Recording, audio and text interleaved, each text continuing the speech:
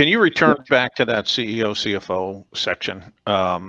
Because if you actually back down a little bit further, and I think everybody has heard me say this multiple times, the Watchdog research reports, the Gray Swan event factors have a philosophy that when you see things that are not proper or that are problematic, they are indicative of future problematic problems, right? Or problems. And we see this here, that not only Joe correctly highlighted that we had a CFO, Lawrence Malloy, come in for 1 year and blow out of here, but we had Brad Dickerson, who had been with that company 11 years, became both the COO and the CFO. And he lasted only for a period of time. And I want to speak a little bit about that problem. You have, when you have a senior management team, you have a CEO, you have a CFO, you have a COO, you have a board, you have an audit committee. Each of these people are checks on the other person's activities. When you marry together a COO position and a CFO position, and potentially, and I don't know the case here, but I believe the CEO, because he's one of the founders, is on the board, you're essentially watering down all the internal watchdogs. And that's what we come in to sort of watch the watchdogs. So you had this Brad Dickerson, and if you could scoot up to the watchdog flags and overview at the top and go to the insider trading, because there's another factor here that's troubling. That COO, CFO gets promoted. Go down one more here. This is him, the CFO role. And if you look at early in 2015, I believe that's January, the CFO sells a massive amount of stock just before he becomes promoted to COO and CFO. Now, this is a signaling problem for us. So again, back to the example I always use of a bad driver. If you have a 18-year-old boy who is driving a red Corvette with 3 speeding tickets, and you can pretty well count on some problem in the next year. And the question may be a serious problem, maybe a, unfortunately, a loss of life accident, or it may just be a fender bender. But the risks are high because of the history of the driver. This is what we see at Under Armour. You see the merging of roles, COO and CFO. You see the CFO leaving, Brad Dickerson, a new CFO coming in. You see that person leaving. Both of those, by the way, both CFOs left for personal reasons. I mean, this is what we do. This is the red and yellow flags. We're signaling something is amiss. And because that is amiss, you have a higher degree of risks in the future.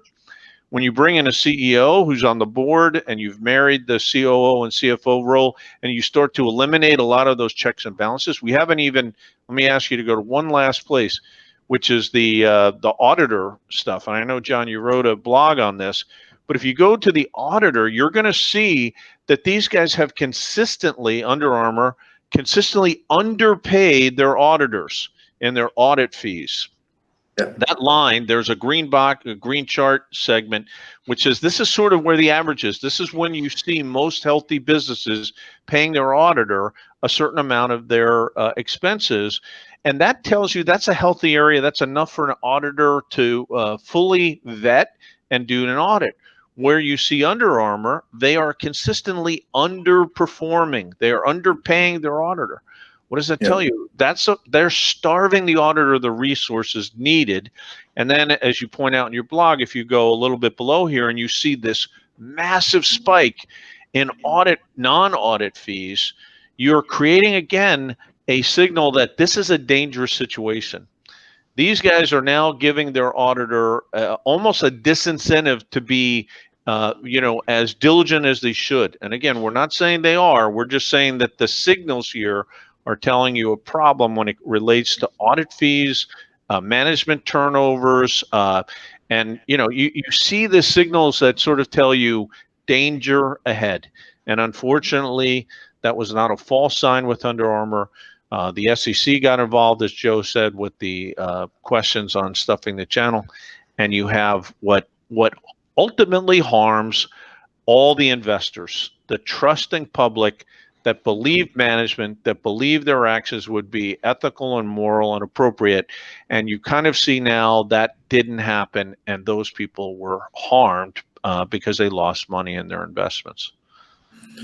Yeah, and I want to point out this is when it comes to investors assessing potential risk, that the non-audit fees are particularly critical. I mean, this is what Under Armour's looked like last year when we wrote our blog on it. And at that point, they had this massive spike in non-audit fees. And we've found, our research has demonstrated that creates a statistically significant increase in the chances of litigation. Why? Because non-audit fees are skyrocketing because something's happening at the company, something internally that's creating a big problem, that's causing a lot of hours to be spent trying to address some sort of problem. And if the auditor is unsuccessful in resolving the problem, or sometimes even if they are, that problem is going to end up causing other kinds of issues like potential litigation or other problems. Well, I'd also point out, John, just the reason we have this measure is we saw this, and actually Mark, who hasn't joined us today, is the guy who kind of always points us out. But we saw this in Enron.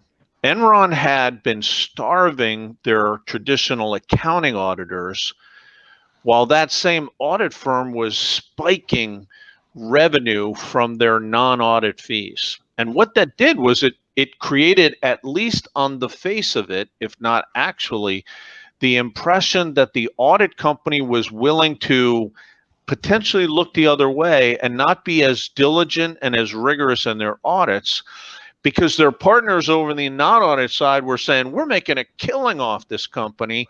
Don't beat them because we can't lose this lucrative non-audit fees opportunity. And so that's why we have these two together. You have to look at these, just like in the SEC letters, you can see what SEC letters they got, but also what they didn't get. This is similar. You can see what they got paid as auditors and what they got paid from non-audit fees. And when you see that disconnect, you go, danger sign. Doesn't always mean it's a huge problem, but it certainly is a danger sign ahead. I think one other issue that is worth considering for Under Armour that is a general problem is having Mr. Plank here was the founder and CEO and chairman of the board. And with any founder of a successful company like this, and we can think of many other examples, I mean, they're just tremendously, tremendously influential. They're rich and they made everyone else around them rich. So questioning them, you know, having at least the internal checks and balances, having people around them who question, you know, or push back maybe on decisions or policies that are, you know, should be objected to. The corporate culture, anyway, the checks and balances you talked about, Brian, can really be weakened when you have a very influential founder. And I'm sure Mr. Plank is a billionaire, wildly successful, you know. So I would imagine being in his, you know, in his orbit is tremendously influential, and you don't want to. It'd be hard to push back. Anyway, it creates it's a general issue. I don't know specifics related to Under Armour, but any investor should be aware you have a founder who's also the CEO, who's also the chairman of the board. Certainly, if there's a question in a situation like that, you may have a situation where if he was not the founder, maybe you would fire him, but because he is the founder, it becomes much more difficult to dislodge them from their position.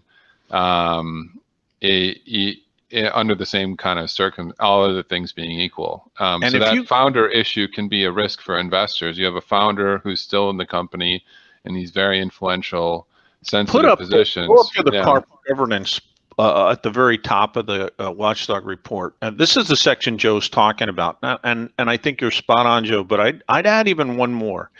So this section is on the front page. It's on the left-hand side, and it's a very important because this is who investors have to look to. All of these people: the auditors, the outside counsel, the SEC reviewer, the CEO, the CFO, board chairman, and audit committee chairman. Now, I want to point out who the audit committee chairman is, because this is another telling fact. We are giving you the name of the audit committee chairman right on the front of this report. It's A.B. Krongard. Now, if you look up A.B. Krongard's background, he ran the Central Intelligence Agency. And you're going to say, well, here's a guy who's going to be able to sniff out problems. That's true in theory. This is that sort of what you think you're hearing or seeing. He's actually 83 years old. What does that tell you? This is a gentleman, and God bless him for being the head of the CIA, and I'm sure he has an outstanding reputation. But when you are 83 years old, and you are tasked with being the audit committee chairman for a company that has a problem with audits and with accounting problems, I'm sorry to say this is a potential risk. Do you have the acumen? Do you have the skill set? Do you have the attention, ability to actually suss out these problems? So these are all things, again, I mean, we provide them, but one of the things you have to do as an internal investor, as an investor of in Under Armour, is to look at these things. We put them here for a specific reason, so that you can link together these concepts, the red and yellow flags, who the watchdogs are, what kind of problems or issues each one might be responsible for uncovering or masking or inability to uncover. One of the challenges we often have is we see an audit committee chairperson who does not come from an audit background. It just belies the concept of why you would have an audit committee chairperson in a company without an audit background. Now, sometimes that happens because you do have to rotate audit committee chair members frequently, but these are the signals that we're giving you in these reports. All right. Well, thank you, Brian. I think that that covers just about all the critical audit related things with Under Armour. Certainly, it's an interesting test case, and you can see, there's a lot of interplaying different factors, and it's good to kind of dig in and see how all these factors can relate together to end up creating a broader context when you're thinking about these companies, for sure. All right, guys. Thank you very much, Brian, Joe. It's great to have you yet again. Thanks, John, Brian. Good to see you guys. Thanks. See you guys Let's next do it time. again next week. All right. Awesome. Yep. Bye-bye.